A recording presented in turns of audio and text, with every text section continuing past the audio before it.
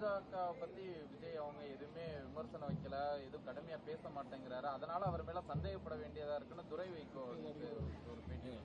எவ்வளவு நெருக்கடி வந்திருக்கு. முதல் மாநாட்டையே வந்து கொள்கை எதிரின்னு அறிவிச்சிருக்காங்க. 2 ஆளும் கட்சி, மாநிலத்திலும் சரி மத்தியிலும் சரி, ஆளும் கட்சியா இருக்கிற கட்சியை எதிரியா இவ்வளவு துணிச்சலோட அறிவிச்சிருக்காரு. நீங்க எப்படி வந்து இந்த மாதிரி சொல்ல முடியும்? இந்த குற்றச்சாட்டை நான் ஏற்கவே முடியாது. அது மட்டும் இல்ல, தலைவர்கள் சொன்ன மாதிரி எவ்வளவோ முறையில் எவ்வளவோ வகையில் ஒன்றியத்தில் இருக்கும் ஆளும் கட்சி அழுத்தம் கொடுக்க முயற்சி பண்ணாங்க. ஆனா தலைவரோட ஸ்டாண்ட் என்னன்னு உங்களுக்கே தெரியும். மகாபலிபுரத்தில் என்ன சொன்னாருன்னு சொல்றது தெரியும். மதவாத சக்தியோட கூட்டணி இல்லைன்னு சொல்லியிருக்காரு. இதை விட ஒரு தெளிவான ஸ்டாண்ட் யாரும் சொல்ல முடியும்? நீங்க எப்படி வந்து பாஜகவை எதிர்த்து எதுவும் சொல்லவில்லை என்று சொல்வதை முற்றிலும் ஏற்றுக்கொள்ளவே முடியாது.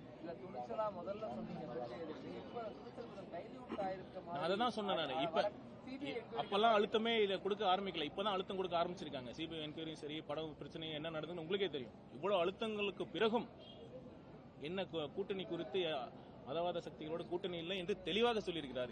இதற்கு மேல் என்ன சொல்ல வேண்டும்? தேர்தலுக்கு முன்னாடி செய்தியாளர் சந்திப்பு எதிர்பார்க்கலாமா சார்? சாரோடது நான் ஏற்கனவே சொன்ன மாதிரி உரிய நேரத்தில் கண்டிப்பா சந்திப்பார். இப்ப ஏர்போர்ட்டுக்கு டைம் ஆயிடுச்சு, கோச்சுக்கிறாங்க. உரிய நேரத்தில் அதுக்கான ப்ரிப்பரேஷன்ஸ் போயிட்டு தான் இருக்கு. தலைவர் அவர்கள் நேரடியாக பார்த்துக்கிட்டு இருக்காரு, கேட்டுட்டு இருக்காரு என்னென்ன இந்த மாதிரி. அவரோட நேரடியோட உத்தரவின் பேரில் தேர்தல் அறிக்கை தயாராகி கொண்டிருக்கிறது. கண்டிப்பாக ஒரு சிறப்பான தேர்தல் அறிக்கையில இலவசங்கள் இருக்குமா? நான் பல முறையை சொல்லியிருக்கிறேன். அது இலவசங்கள் சொல்றது தவறு.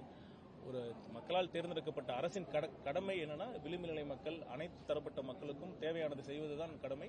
கண்டிப்பாக தேர்தல் அறிக்கை ஒரு சிறப்பான ஒரு தேர்தல் அறிக்கையாக வரும். கரெக்டான நேரத்தில்